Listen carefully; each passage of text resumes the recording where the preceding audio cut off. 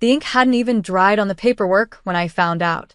They gave the entire family business, everything I had built, bled, and burned out for, to my younger brother. Quietly, behind my back. And then had the nerve to tell me during lunch like it was an update about the weather. My name is Claire. And from wherever you're watching this, stay with me. Have you ever poured yourself into something until you had nothing left, only to realize the people you were sacrificing for were just watching, waiting to pass the reward to someone else? That day, I was sitting in my dad's office, finishing invoices for a massive supplier contract I negotiated, one that would secure our cash flow for 6 months. My eyes were burning from lack of sleep. 75 hours that week alone. No pay. No title. Just loyalty. Dad walked in with Mom and Jacob, my brother, all smiles. "Big news," he said, clapping Jacob on the back. "We finalized the papers. Jacob's officially CEO in training. He'll take over next quarter." I blinked. "I'm sorry, what?" Mom chuckled like I'd missed a joke. "Don't look so shocked, honey. You've always been the backbone." But Jacob's got the big picture mind. Jacob didn't even look up from his phone. I felt my heartbeat thud behind my eyes. I wasn't even angry yet. I was stunned. "You said we decide together," I said slowly. "You said." Dad waved me off. "Claire, don't get emotional. You're family. You'll always have a place here. Always have a place here. Like a pet. Or a painting on the wall." I looked around the office. The framed awards I'd won for a marketing turnaround. The whiteboard still stained with my brainstorming sketches. The coffee machine I bought with my own money because the old one broke and no one bothered to replace it. "You want Jacob to run this?" I asked, my voice low. "Then let him." I walked out without another word. That night, I didn't show up to close the quarterly deal with our biggest client. The next morning, my phone buzzed with a panicked call from Dad. "Claire, the Anderson Group is threatening to walk. No one has the numbers. Jacob doesn't even know the contact person. Where are you?" I stared at my phone for a long, cold second. Then I answered with 4 words. "Let him handle it," and added one more for good measure. "He's the heir, right?" Their faces must have gone pale. Because for the first time, I wasn't just the backbone. I was the silence that let it all collapse. You don't realize how heavy something is until you stop carrying it. And that week, the one after I walked out, I felt the weight fall off in layers. Number 3 a.m. quote requests. No early morning favor emails. No unpaid client meetings where I was expected to smile while Jacob showed up late, unprepared, and somehow still got praised for trying. I stayed home. I slept. I turned off my work phone, ignored the Slack notifications, and let the chaos rise, without me there to smother it with solutions. It took less than 48 hours for the cracks to show. Jacob, the heir, forgot to renew 2 vendor contracts. One expired during a supply run. Another triggered a late fee. The finance team, confused without my usual reminders, missed payroll processing. Staff started asking questions.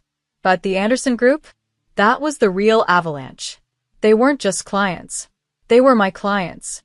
The ones I nurtured, met for coffee, remembered birthdays for.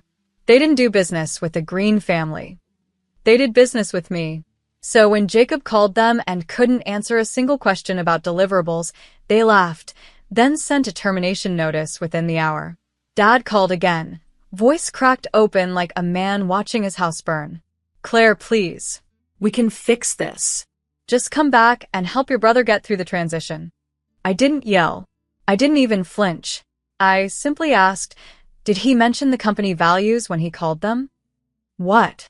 I smiled sadly. That was the first thing I taught every client. That we were about service, consistency, and trust. "Did he mention that?" Silence. I didn't think so. Mom called me 2 hours later, full of guilt-wrapped manipulation. "Claire, sweetheart, Jacob's struggling. Your father is under a lot of pressure. We didn't think you'd want the title. You always said you weren't power-hungry." Power-hungry? No. I was respect-hungry, fairness-hungry, and I was starving. All those years I showed up because I thought love meant loyalty, even at your own expense. But now? I was learning that sometimes love is knowing when to walk away and letting the people who replaced you feel what you carried in silence. The thing about family businesses? They carry history, but not always the truth. And in ours, the truth had my fingerprints all over it. It was me who stayed when the warehouse flooded in 2017. Me who cut my college trip short to help Dad fire that dishonest accountant. Me who redesigned our entire operations manual when OSHA nearly shut us down. But when it came time to pass the torch, they pretended I was just holding the flashlight. I scrolled through the company website one evening and felt my stomach knot. My name gone. No operations manager. No head of client relations. Not even an about Claire. Just Jacob's grinning face on the homepage, next to a caption that said, "Proudly carrying the family legacy forward." Legacy? That word stung. I still remembered sitting cross-legged on the warehouse floor at age 12, counting screws with Mom while Dad gave Jacob a Nerf gun and let him roam around like a prince. Back then, I thought I was lucky that I was trusted. Now I knew better. I was just useful. Until I wasn't. Rachel, one of the old marketing interns I mentored, called me out of the blue. Her voice was low, urgent. "Claire, I know you're not involved anymore, but I think you should see this." She sent me a screenshot of a group email. It was from Jacob, titled, "Resetting Expectations." In it, he blamed the recent client fallout on previous mismanagement and claimed he was cleaning up years of inefficient systems. Years of my work. He was rewriting history in real time, erasing my name and painting over it with incompetence. But here's the thing about truth. You can bury it in spreadsheets and slogans. But eventually, it rises loud, sharp, and undeniable. That night, I drafted one email. It wasn't to Jacob, not to Mom, not even to Dad. It was to the Anderson Group's regional director, a woman I'd once helped save from a botched partnership clause that could have ruined her job. I told her the truth, not with bitterness, with receipts, attachments, timelines, meeting logs, proof that Jacob wasn't just unprepared. He was playing CEO with crayons while trying to paint over a Sistine Chapel I spent years creating. She replied in 20 minutes. "Claire, thank you. Let's talk." And I knew right then. They may have handed him the crown, but the kingdom? It still listened to me. 2 weeks after I left, the office phones were ringing, but not with new business. The Anderson Group? Already gone. Pierce Logistics? Reevaluating our relationship. And Caldwell Retail, our second largest account? They called me directly. "Claire," the rep said, voice taut with hesitation, "are you still involved? Because we'd love to move forward, but we can't do that with Jacob. He doesn't listen." I didn't gloat. I just listened. And took notes. Because if there's one thing years of invisible labor teaches you, it's how to listen for the cracks before the building falls. By week 3, 4 different clients had reached out personally, all asking the same thing. "Are you consulting independently yet?" The word hit differently. Consulting. As in valued, needed, respected. I hadn't even considered it, but the universe had. I filed my LLC paperwork that night. Green Standard Consulting, named not for the family, but for the standard they could never meet without me. The next day, I posted a simple update on LinkedIn. After years of experience scaling operations, building loyalty, and forging long-term client trust in the supply chain industry, I'm proud to announce the launch of my own consulting firm. My inbox is open. Let's build better together. It exploded. Messages poured in. Old interns, vendors, clients I hadn't heard from in years. Even 2 of our current employees messaged. "Claire, if you're building something, we want in." Meanwhile, Jacob tried to restructure the company in my absence. That meant laying off our receptionist, the same woman who'd been with us for 14 years. Replacing vendors I handpicked with cheaper, unreliable ones. And worst of all, he tried to rebrand, with a logo that looked like it was made in PowerPoint by a teenager in 2002. It was laughable. Until it wasn't. Until Dad called again. "Claire, sweetheart, we're losing too much. We didn't realize how much of the business was tied to you. Tied to me? It was me. But I didn't say that. I just said, you broke the machine and handed the pieces to someone who thought buttons were decoration. Now you want me to fix it. He went quiet, then said, what would it take for you to come back? And I smiled, because he still didn't get it. I wasn't coming back. I was building forward. And this time, I owned the blueprints. A week after my announcement, I met with Caldwell Retail in a downtown cafe. The same cafe where Dad used to take client meetings before he got too important to meet outside a boardroom. Their VP leaned in and said, Claire, we've seen your work. We trust your judgment. If you're consulting, we'd rather pay you than continue chasing your brother for answers he can't give. I signed my first independent contract by noon, and the moment my pen hit paper, something inside me clicked into place. Not revenge, not spite, power. The kind that comes from no longer needing anyone's permission to take up space. By week 2, 3 more clients transitioned. One even asked if I could train their new operations team, using my original systems, not the diluted mess Jacob had put in place. Meanwhile, back at Green and Company, things were deteriorating fast. Word had gotten around. Jacob's own assistant, a smart woman named Nina, who I once mentored, emailed me confidentially. Claire, he's falling apart. Can't keep up. Blames everyone. Morale is tanking. Your dad's furious, but pretending it's fine. Thought you should know. I didn't respond. I didn't need to. Because while they scrambled to hold up the crumbling structure, I was already 5 floors above them, quietly constructing my own. The irony? They thought I left out of emotion. But this was calculation. The same precision I used to save their company from collapse 5 times before, I was now using to build something that didn't include them. Then came the final blow. Anderson Group reached out again. Their regional director, the same woman I once helped rewrite a contract clause late into the night over coffee, wanted to renew under my new banner. Claire, she said, we don't want Green and Company anymore. We want Green Standard. Name your rate. I named it. She agreed without hesitation. And in that moment I realized they hadn't just lost a daughter. They'd lost their engine. They built a business on my back, and when they thought they could replace me with a name and a smile, the whole thing cracked. That night, Dad sent a long email. No subject line. No greeting.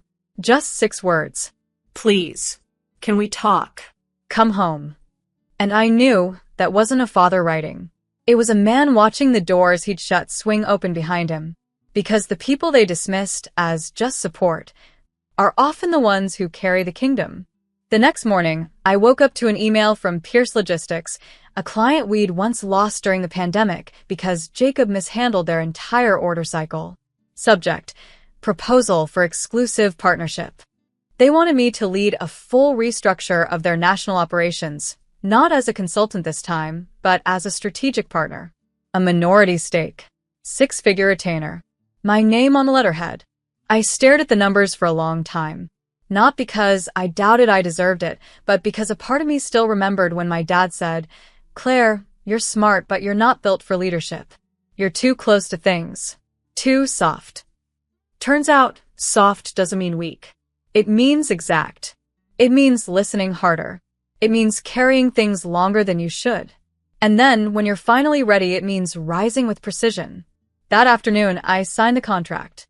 And within hours, it hit the trades. Former Green and Company. Executive launches game-changing partnership with Pierce Logistics. Within minutes, my phone lit up. Jacob. Wow. Congrats. I guess you really went all in. Mom. Is this really necessary? We're already hurting, Claire. Dad didn't text.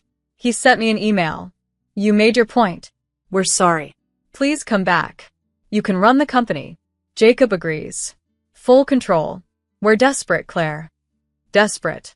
That word sat in my inbox like a shadow of every unpaid hour, every silent dinner, every nod they gave my brother while I stood in the background holding everything together. I didn't respond. Instead, I wrote a newsletter to my growing client base. When they hand your legacy to someone who hasn't earned it, you have 2 options: beg to be seen, or walk away and build something brighter. I chose the second. And I'll never look back. It went viral. Comments flooded in. Strangers shared their stories. Women from all over the country told me how they'd given up careers, companies, ideas, all for families who expected loyalty without acknowledgement. But the comment that froze me? It was from one of our old vendors. An older man named Carl who used to deliver wood pallets in the dead of winter. "Claire, you were the only one who ever helped me carry the load. They should have built the company around you, not over you." That night, I opened a bottle of champagne. Alone, not sad, not angry, victorious. And as I watched the bubbles rise, I thought, they built their empire on my back. But now I was building my own. And mine? It had my name on every wall. A month later, Green and Company quietly announced their closure. No press release. No farewell. Just a notice on their website. Due to unforeseen financial challenges, we are ceasing operations effective immediately. Unforeseen? They were warned. They were told. They were just too proud to listen to the one voice that built the foundation beneath their feet. Jacob moved to Florida to explore tech startups. Dad started consulting part-time for a smaller firm. Mom retreated into book clubs and quiet social media posts about forgiveness and growth. They never mentioned me publicly. But silence has a sound, and theirs was deafening. I didn't celebrate their downfall. I didn't have to, because my success wasn't a response to their failure. It was a rebirth from the ashes of their betrayal. Pierce Logistics tripled their revenue under my direction. Anderson Group referred me to 3 new accounts, 2 international. I hired Nina. I hired Carl's son. I built a team of people who once stood in my shadow and deserved light. At our company's 1-year anniversary gala, I stood on stage in a sleek black suit, holding a glass of wine, facing a crowd that wasn't obligated by blood, but bonded by belief. I didn't build this out of revenge, I told them. I built it out of recognition. Of who I was, of what I gave, and of what I would no longer give away without value.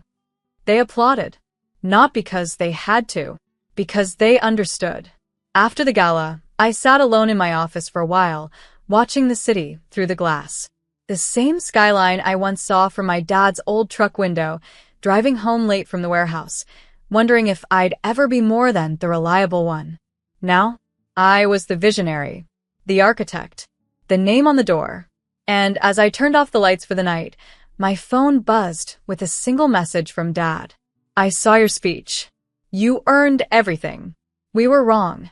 I didn't reply, because sometimes closure isn't a conversation. It's the sound of your own footsteps in a space you built alone, and no longer needing to look back. They chose my brother for the throne, but I built the kingdom.